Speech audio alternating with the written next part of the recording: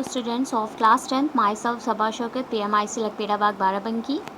बच्चों, जैसा कि आप लोगों ने मेरे को नोट्स अपने सेंड किए, दैट वाज टू गुड। मुझे बहुत अच्छा लगा कि आप लोग सीरियसली पढ़ाई कर रहे हैं, और जो भी बच्चे इसे नहीं कर रहे हैं तो आप लोगों से मेरी रिक्वेस्ट है कि प्लीज़, आप लोगों का बोर्ड एग्ज़ामिनेशन है और आप लोग इसे सीरियसली लें, इसके लिए कॉन्शियस हो जाएं आप लोग।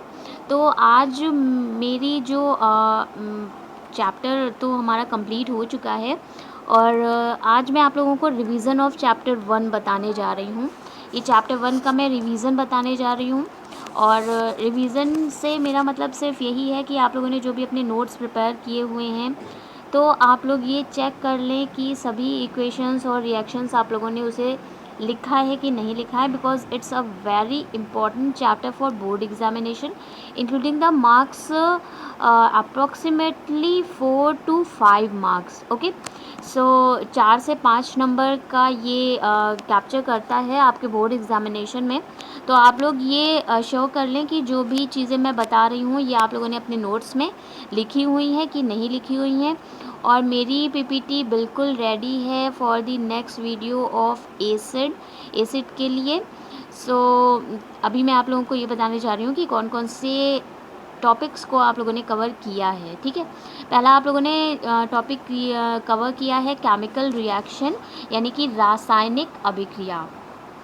दूसरा जो टॉपिक है वो आपने फिजिकल चेंज यानी भौतिक परिवर्तन, केमिकल चेंज रासायनिक परिवर्तन, टाइप्स ऑफ केमिकल रिएक्शंस रासायनिक अभिक्रिया के प्रकार, नेक्स्ट एडिशन रिएक्शन यानी संयोजन अभिक्रिया, डिस्प्लेसमेंट रिएक्शन विस्थापन अभिक्रिया, डबल डिस्प्लेसमेंट रिएक्शन द्विविस्थापन अभिक्रिया, न्यूट्रलाइजेशन रिएक्शन उदासीनीकरण अभिक्रिया, ऑक्सीडेशन रिएक्शन ऑक्सीकरण अभिक्रिया, रिडक्शन रिएक्शन अपचयन अभिक्रिया, रिडॉक्स रिएक्शन रिडॉक्स अभिक्रिया, डीकम्पोजिशन रिएक्शन डिसोसिएशन रिएक्शन वियोजन अभिक्रिया, प्रेसिपिटेशन रिएक्शन अवक्षेपण अभिक्रिया, एक्सोथर्मिक रिएक्शन ऊष्माक्षेपी अभिक्रिया, एंडोथर्मिक रिएक्शन ऊष्माशोषी अभिक्रिया, रिवर्सिबल रिएक्शन उत्क्रमणीय अभिक्रिया, इरिवर्सिबल रिएक्शन अनुत्क्रमणीय अभिक्रिया, और बैलेंसिंग ऑफ केमिकल इक्वेशंस यानी कि रासायनिक अभिक्रिया को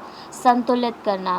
तो गाइस, अगर आप लोगों ने इतने केमिकल रिएक्शंस और बैलेंस करना, जो कि 2 मार्क्स का आपका कंफर्म आना ही आना है, अगर आपने बैलेंस करना सीख लिया है तो ठीक है। और बहुत ही इजी रिएक्शंस को, जैसे कि अमोनिया की फॉर्मेशन है, वाटर की फॉर्मेशन है, इन्हीं फॉर्मेशंस को बैलेंस करने के लिए आता है। बहुत टफ रिएक्शन बैलेंस करने के लिए भी नहीं आती हैं।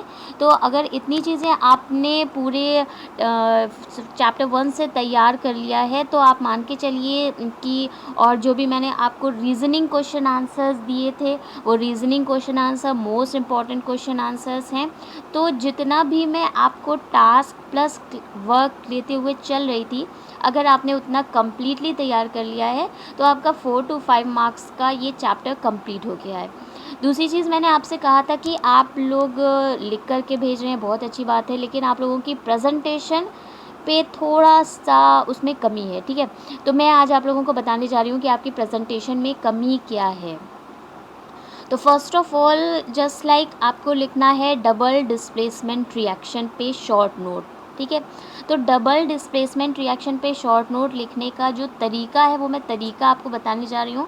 आई नो कि लॉकडाउन चल रहा है, हो सकता है आपके पास चीज़ें अवेलेबल ना हो, स्केच पेन और pen, black pen, blue pen, ये सब चीज़ें एक साथ अवेलेबल ना हो, लेकिन आगे के लिए मैं आपको बता रही हूँ कि आपको इस तरह से अपनी प्रिपरेशन करनी है। ठीक है, तो अगर आपको लिखना है डबल डिस्प्लेसमेंट रिएक्शन यानी कि द्विविस्थापन अभिक्रिया पर शॉर्ट नोट लिखना है, तो you have to click your answer on mid of the portion of your copy. आपको अपनी कॉपी के बीच में, ठीक है, डालना है आंसर नंबर। कौन सा आंसर नंबर है, मान लीजिए 1 पूछा जा रहा है डबल डिस्प्लेसमेंट रिएक्शन, तो आप ऊपर डालेंगे आंसर नंबर 1।